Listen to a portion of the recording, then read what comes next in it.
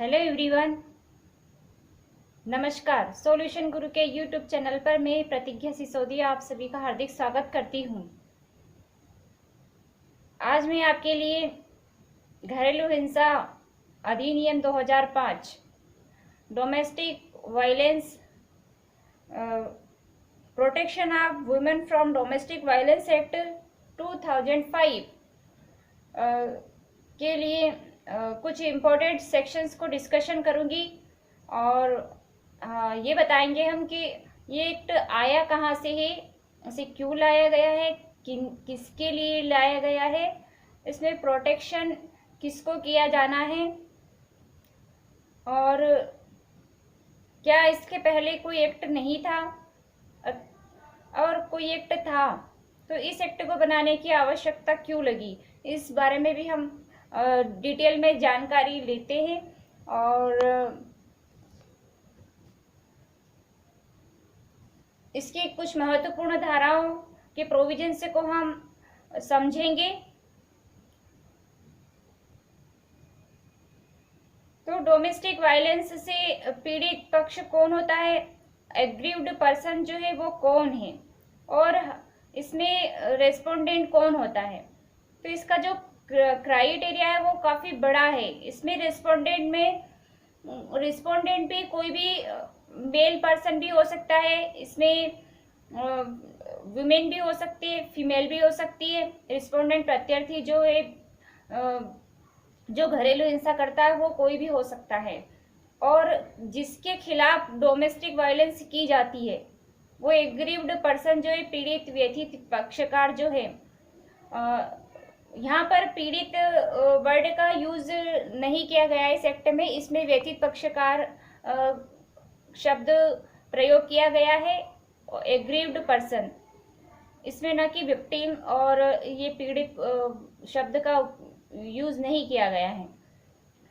तो इसमें aggrieved person कौन होता है, तो एग्रीव्ड पर्सन कोई भी विमन हो सकती है, फीमेल हो सकती है, वो बेटी हो सकती है, माँ हो सकती है, पत्नी हो सकती है, लिव इन रिलेशनशिप में रहने वाली कोई भी विमेन हो सकती है, इसमें बहन भी हो सकती है।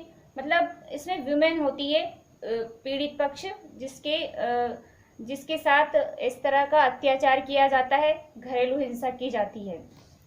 जनरली लोगों को ये पता ही नहीं होता है, कानून की जानकारी नहीं होने से, कि घरेलू उनके घर के चार दीवारे के अंदर जो कुछ भी उनके साथ घटित होता है, रोज जो कुछ भी उनके साथ किया जाता है दुर्व्यवहार, उनको ये पता नहीं होता है कि ये घरेलू हिंसा की कैटेगरी में आता है और घरेलू हिंसा की परिभाषा में ये सब चीजें आती हैं। जैसे पति मारपीट करता है अपनी पत्नी के साथ, उसकी कमाई के पैसे ले लेता है, शराब पी करके आता है, उस पर अत्याचार करता है, सास अपनी बहू को ताने मारती है और पति भी अपनी पत्नी को टॉर्चर करता है और ताने मारता है। तो ये सारी चीज़ें जो है घरेलू हिंसा की कैटेगरी में आती है।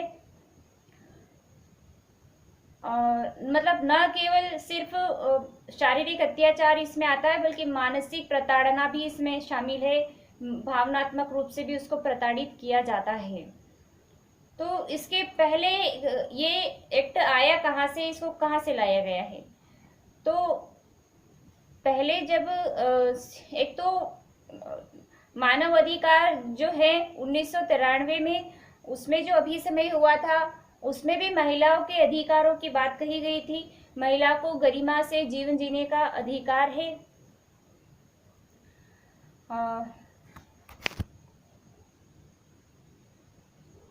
तो उनके अधिकारों को ध्यान में रखते हुए भी और हमारे भारतीय संविधान के अनुच्छेद 21 में भी इस बारे में बताया गया है कि प्राण और देही स्वतंत्रता का अधिकार सभी को दिया गया है, जिसमें महिला भी शामिल है।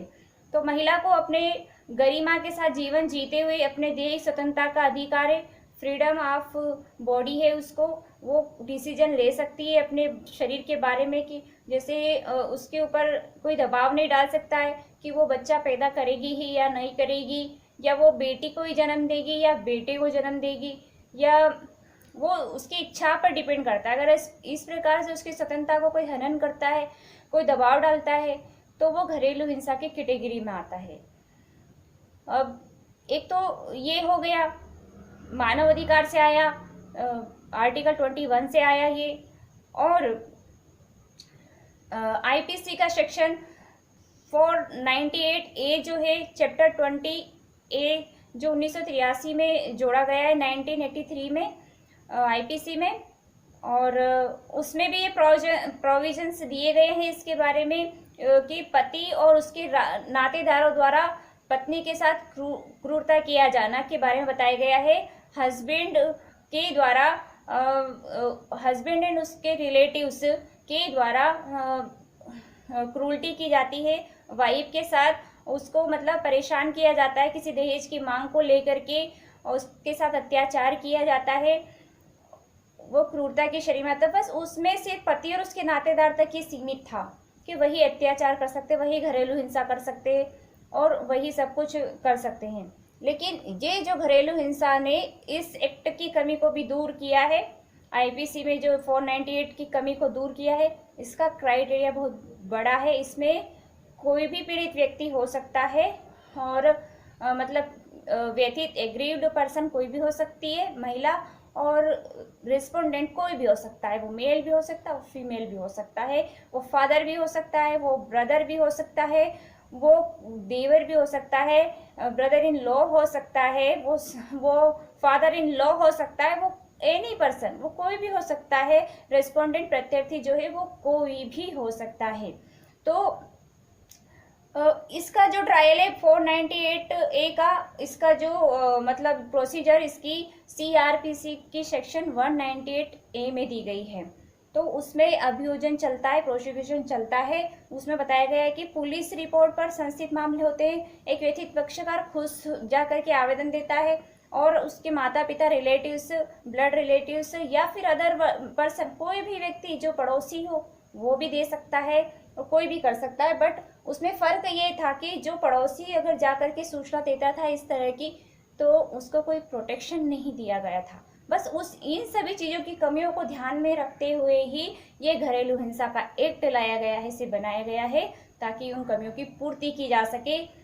क्योंकि घरेलू हिंसा में उस व्यक्ति को भी प्रोटेक्ट किया जाता है, जो संरक्षण ऑफिसर, जो प्रोटेक्शन ऑफिसर है, जो संरक्षण अधिकारी है, और जो पड़ोसी भी है, जो कोई अदर रिलेटिव से भी है, जिसको पता चलता है कि किसी महिला के साथ घरेलू हिंसा हो रही है, तो वो जाकर के सूचना दे सकता था थाने पर भी, और मजिस्ट्रेट के पास भी जाकर के दे सकता है, और वो उसके लिए प्रोटेक्शन है कि उसके खिलाफ कोई वाद कार्यवाही नहीं आएगी, उसको पूरी तरह से प्रोटेक्ट किया गया है इस एक्ट में।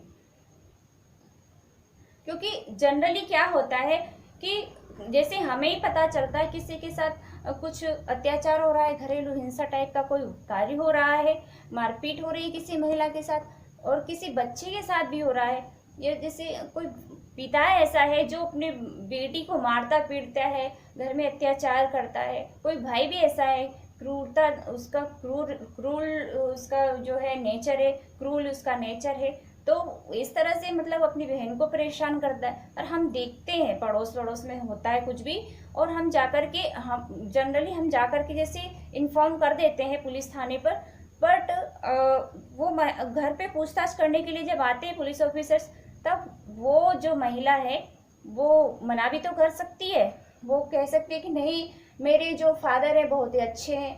महिला अगर पत्नी है तो कह सकती है मेरा पति तो बहुत अच्छा है, देवता समान है ना। तो बहन है अगर, तो बहन कह सकती नहीं, मेरा भाई तो बहुत ही अच्छा है। तो इस तरह से वो बदल भी सकता है। वो अगर वहाँ पर क्या है, फिर जो इंसान ने इंफॉर्मेशन दी जिस पर्सन ने, तो उसी के ऊपर लाइबिलिटी आ जाती। तो ये एक्ट उसकी लाइबिलिटी के लिए वो करता है, अपवर्जित करता है, उसकी लाइबिलिटी यहाँ पर नहीं बनती, उसके ऊपर कोई वाद और कार्यवाही नहीं की जाएगी। अब हम इसके प्रोविजन से देख लेते हैं घरेलू हिंसा अधिनियम के। ये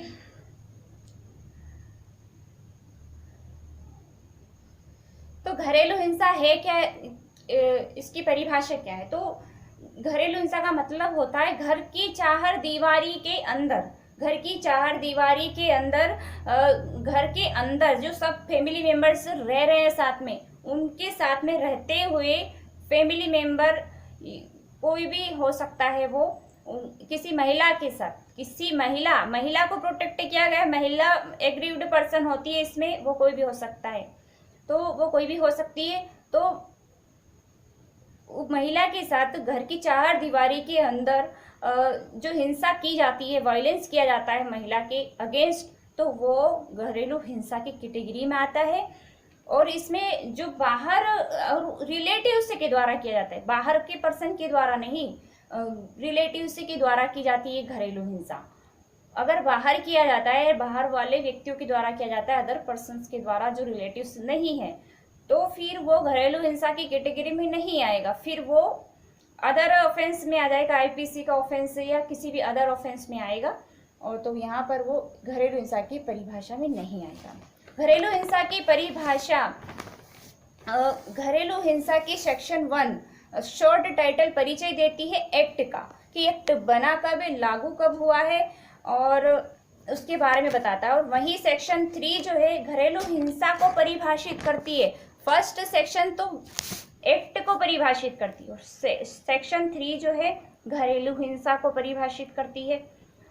अब ये एक्ट जो है 26 अक्टूबर 2006 को जम्मू और कश्मीर को छोड़कर के संपूर्ण भारत में लागू होता था उस समय जब ये एक्ट लागू हुआ था। बट अब 370 को हटा देने के बाद, आर्टिकल 370 को 370 को रिमूव कर देने के बाद, अब संपूर्ण भारत में, ऑल ओवर इंडिया में ये अप्लाई होता है, एप्लीकेबल होता है।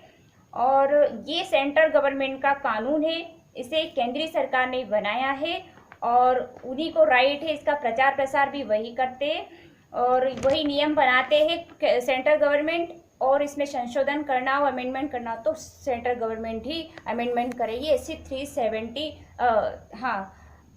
37 सेक्शन, 37 सेक्शन में इसके बारे में, लास्ट सेक्शन जो 37 उसमें बताया गया है कि उसमें केंद्र सरकार को राइट है उसमें संशोधन करने का। तो इसमें टोटल चैप्टर जो है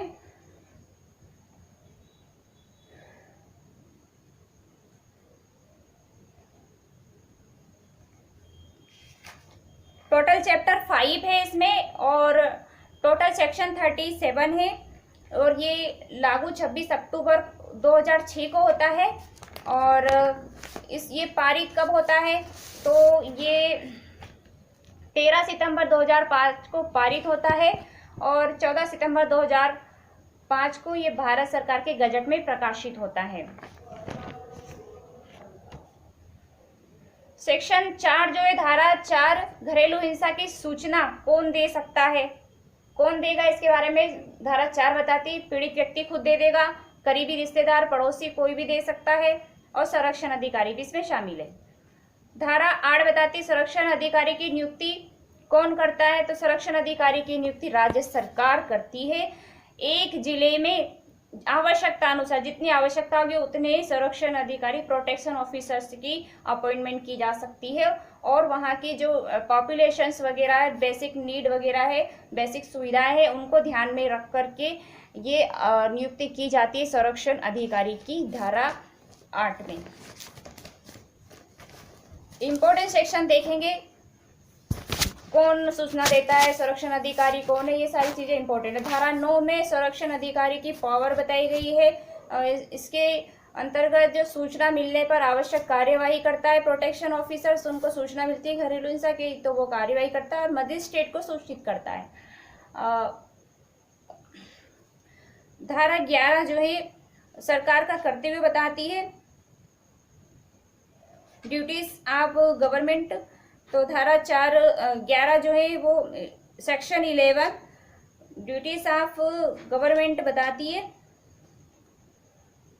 कि क्या सरकार के क्या कर्तव्य। तो सरकार इसमें केंद्रीय सरकार और प्रत्येक राज्य सरकार का कर्तव्य ये है कि वो प्रचार प्रसार के, पहले तो जब कोई कानून आता है तो कानून की जानकारी सभी को होना जरूरी है, तो उसके लिए प्रचार प्रसार किया जाता है ताकि जनता को अवेयरनेस किया जाए, उनको बताया जाए, कानून की जानकारी दी जाए कि भाई ये कानून आया है। जब कानून बना दिया गया और कानून जानकारी में ही नहीं आएगा जनता की, तो उनको कैसे पता चलेगा कि इस तरह का भी कोई कानून है, इस तरह का भी कोई प्रोटेक्शन हमारे लिए बनाया गया है। तो सरकार ये काम करती, प्रचार प्रसार करती है कानून का, और आवश्यकता अनुसार कार्यवाही की समीक्षा करती है और संबंधित निर्देश जारी करती है। धारा 12, संरक्षण अधिकारी मजिस्ट्रेट को आवेदन, मजिस्ट्रेट को जो आवेदन दिया जाता है, एप्लीकेशन टू मजिस्ट्रेट, वो उसके बारे में धारा 12 में सेक्शन 12, संरक्षण अधिकारी द्वारा दी गई सूचना पर मजिस्ट्रेट की कार्यवाही, इसमें मजिस्ट्रेट कार्यवाही करता है। संरक्षण अधिकारी और कोई व्यथित व्यक्ति या उस व्यथित व्यक्ति की ओर से एग्रीव्ड पर्सन की ओर से कोई behalf aggrieved person on behalf of the aggrieved person, उसके बिहाफ पर कोई भी व्यक्ति मजिस्ट्रेट को आवेदन प्रस्तुत कर सकता है ना। तो इसमें 12 में आवेदन किया जाता है।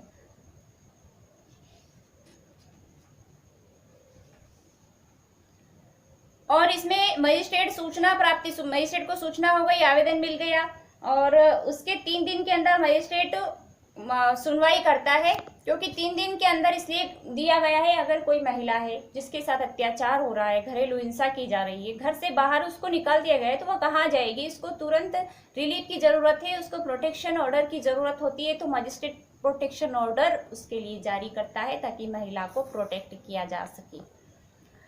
और प्रतिपक्षी को हाजिर होने के लिए ऑर्डर करता है मजिस्ट्रेट और 3 दिन में सुनवाई करता है, और मामले का निपटारा निष्पादन 60 दिन के अंदर किया जाता है। और 16 में सुनवाई की प्रक्रिया दी गई है। तो कार्यवाही का बंद कमरे में किया जाना, proceeding to be held in camera. तो 16 सेक्शन जो है सुनवाई की प्रक्रिया बताती है। मजिस्ट्रेट के समक्ष सुनवाई जो होगी जितनी भी, वो एकांत वातावरण में बंद कमरे में की जाएगी, ये 16 बताता है। और 17,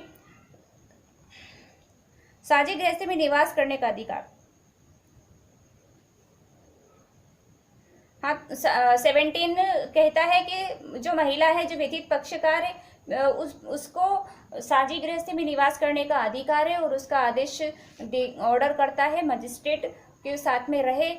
और साथ में रहने का ऑर्डर इसलिए किया जाता है ताकि दोनों साथ में रहते हुए, सबके परिवार में सबके साथ में रहते हुए उनकी मानसिक स्थिति बदल जाए, और उनके ये जो घरेलू हिंसा जैसा काम हो रहा है वो नहीं हो, और इसलिए उनको ये आदेश दिया जाता है।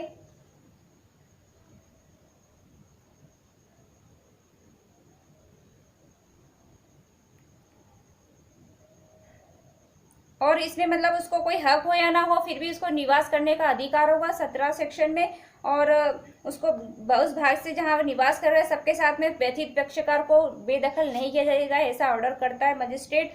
और सेक्शन 18 है, संरक्षण आदेश दिया जाता है, प्रोटेक्शन ऑर्डर।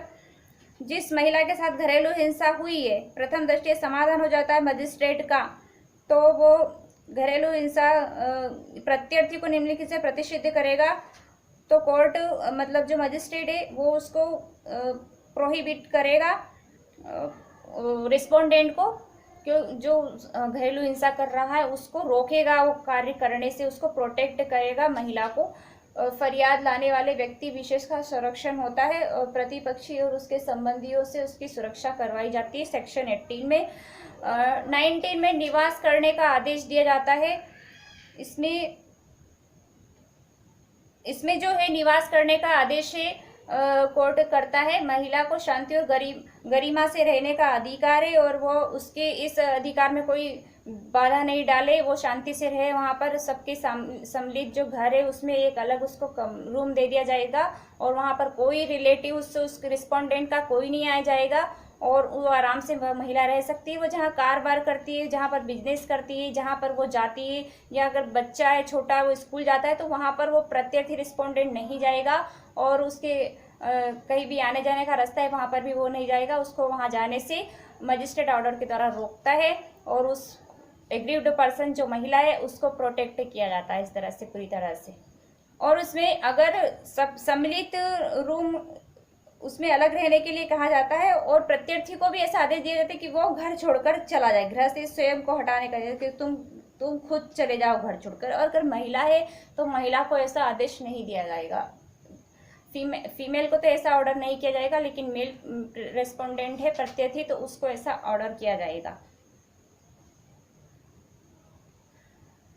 और अगर वहां पर जो साझी गृहस्थी है उनका फैमिली का सारी फैमिली जहाँ साथ में निवास करती है उनमें ऐसा कोई अलग से उसके लिए व्यवस्था नहीं है, ऐसा कोई रूम नहीं है, तो उसको रेंट पे रूम दिलाया जाएगा। रूम का रेंट पे करने के लिए रेस्पोंडेंट को ऑर्डर किया जाएगा। धनी अनुतोष है 20 में, धनी अनुतोष प्रदान किया जाता है 20 में, सेक्शन 20 में।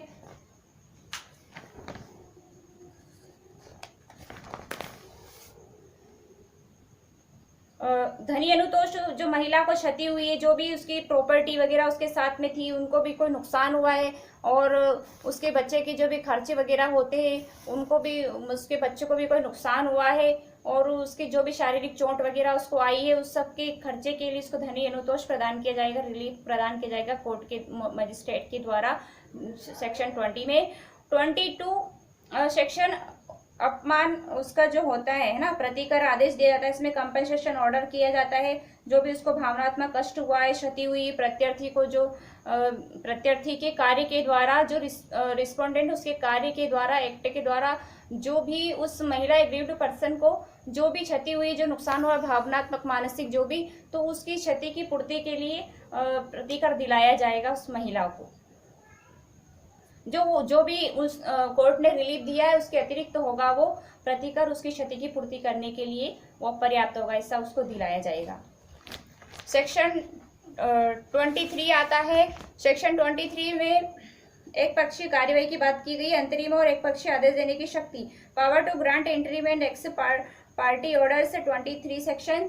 इसमें एक तो इंटरिम ऑर्डर दिया जाता है, मतलब जब तक प्रोसीडिंग की सुनवाई नहीं हो जाती कंप्लीटली, उसके बीच में एक ऑर्डर दिया जाता है, उसके बीच में आदेश दिया जाता है कि भाई ये साथ में रह सकती है, या ऐसा उसको प्रोटेक्शन का कोई भी आदेश भी इंटरिम ऑर्डर दिया जाता है। और एक पक्षी जब फाइनल डिसीजन हो जाता है, सुनवाई हो जाती है पूरी तरह से मामले की, तब ऑर्डर दिया जाता है, एक पक्षी ऑर्डर भी दिया जा सकता है।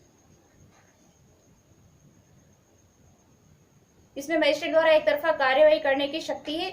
और आदेश के बाद इसमें क्या है, प्रतिपक्षी हाजिर नहीं होता है रिस्पोंडेंट, तो वादी के पक्ष में जो एग्रीव्ड पर्सन है उसके पक्ष में एक तरफा एक्स पार्टी ऑर्डर कर सकता है मजिस्ट्रेट। और 25 सेक्शन जो है ये न्यायालय को अपना आदेश वापस परिवर्तन करने की पावर है इसमें, तो कोर्ट अपने ऑर्डर को आदेशों को परिवर्तित कर लेगा।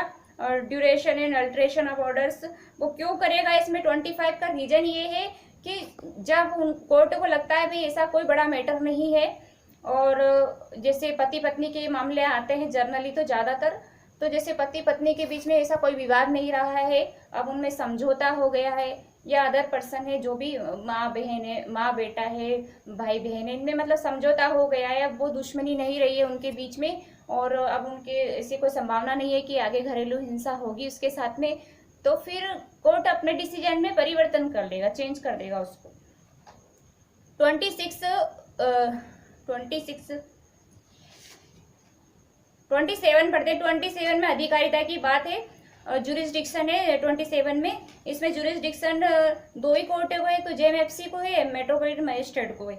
तो व्यतीत महिला निवास करती है, कारोबार करती है, वहाँ का जो मजिस्ट्रेट है, वहाँ का जो जुडिशियल मजिस्ट्रेट फर्स्ट क्लास है, और जो मेट्रोपॉलिटन मजिस्ट्रेट है वो उनको जुरिस्डिक्शन है इसमें सुनवाई करने का, वो सुनवाई करते हैं। और 29 अपील की बात करता है, तो अपील सेशन कोर्ट में 30 दिन के अंदर की जाती है।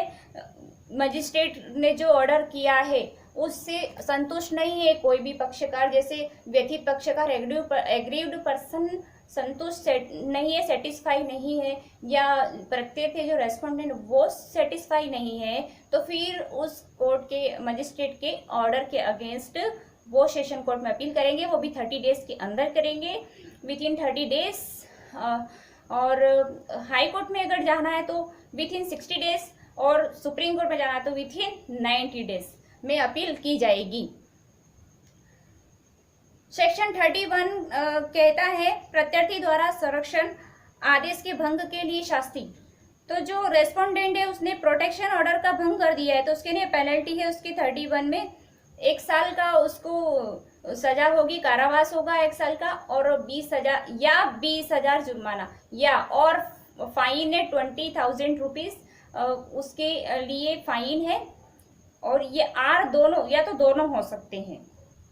32 कहता है संज्ञान और सबूत, है ना, कॉग्निजेंस एंड प्रूफ। 32 कहता है साक्ष्य सबूत की आवश्यकता के बारे में बात करता है 32। तो धारा 31 को संज्ञान में लेते हुए मजिस्ट्रेट अपराध संज्ञेय तथा गैर जमानती होगा। इसमें जो ऑफेंस होगा वो, इस एक्ट का जो ऑफेंस होगा वो होगा कॉग्निजेबल एंड नॉन बेलेबल, मतलब संज्ञेय और अजमानती होगा। इसका जो ऑफेंस होगा, अपराध होगा वो। और इसमें एग्रीव्ड पर्सन का बयान ही काफी पर्याप्त होता है और सफिशिएंट होता है। उसका जो स्टेटमेंट होता है वो जो कहती है एग्रीव्ड पर्सन, उसके बात पे विश्वास किया जाता है और अदर किसी एविडेंस की जरूरत नहीं होती है। और इसमें सिद्ध करने के लिए कोई अलग से साक्ष्य नहीं मंगाया जाएगा, नहीं बुलवाया जाएगा। और अब लास्ट सेक्शन आती है 37। इस कानून में संशोधन का अधिकार केंद्र सरकार को है। तो ये हमने पहले ही बता दिया था।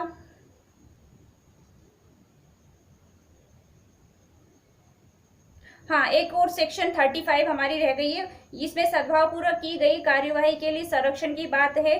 तो protection of action taken in good faith, जो मतलब वही हमने जो बताया था, जैसे पड़ोसी है या संरक्षण ऑफिसर है, संरक्षण अधिकारी है, कोई भी इस सूचना उनको मिलती है, घरेलू हिंसा की जानकारी होती है, वो पुलिस ऑफिसर को देते हैं, कोर्ट में देते हैं, तो उनको प्रोटेक्शन मिलता है। इसमें जिन्हें सद्भावपूर्वक कार्यवाही की, वो सद्भाव में कार्य किया है उन्होंने, तो उनके खिलाफ कोई वाद और कार्यवाही नहीं होगी। तो इस तरह से हमने आज डोमेस्टिक वायलेंस एक्ट पूरा कंप्लीट कर लिया, मतलब इसमें महत्वपूर्ण धाराओं को हमने देख लिया है। बाकी तो इसमें बहुत सारी धाराएं हैं और एग्जाम की पॉइंट ऑफ व्यू से भी जो हमने सेक्शंस आज देखे बहुत इंपॉर्टेंट सेक्शंस है। बाकी तो सारे सेक्शंस को आपको रीड करना है, ध्यान में रखना है और पूरी तैयारी के साथ एग्जाम देने जाना है। और हौसलों को बुलंद रखना है, हिम्मत नहीं हारना है। एग्जाम का टाइम बहुत कम है, तो आप प्रिपरेशन करते रहिए, जारी रखिए अपनी प्रिपरेशन, एनर्जी के साथ करिए, हौसलों के साथ करिए और अपने आप को निराश मत होने दीजिएगा और अपनी एनर्जी को कम मत होने दीजिएगा। यही मेरी आप सभी से रिक्वेस्ट है और मेरी आप सभी के लिए शुभकामनाएं। आप सभी सक्सेस हो, सभी अपने लक्ष्य को प्राप्त करें और आप सभी अगर मेरे